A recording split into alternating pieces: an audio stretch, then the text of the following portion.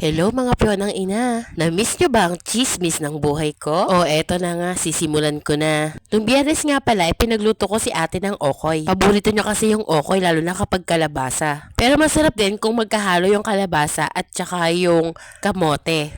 Bago ang huling lamay dito sa kapitbahay namin, nagpunta na rin kami. Tapos, nakisali kami sa bingo ng ilang minuto. Mga 30 minutes, ganon. Nanalo ko ng isang beses. Pero after nun, di na naulit. Kaya naman, nung natalo na ako ng 50 pesos, syempre umayaw na ako.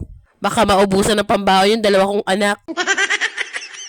Tapos, may blessing na naman na dumating sa amin kinaumagahan. Thank you po sa nagbigay ng chocolate at ng sabon. Maraming salamat po. Sana ay makabalik ulit kayo sa pinuntahan nyo. Dahil alam ko na sobrang na-enjoy nyo ang inyong bakasyon. Eto nga kapatid ko ay pinagtripan yung pinsan namin. Natutulog na siya niyan. Tapos ginising ng kapatid ko sabi ba naman kung hindi papasok.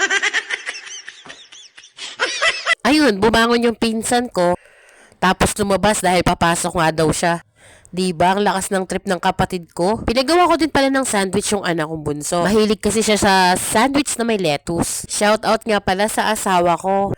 Ayan na nga pala yung tinanim mo na malunggay. May mga dahon na siya. Kaso dahil sa lakas ng ulan at hangin kagabi, yung tanim na kamatis at talong natumba na.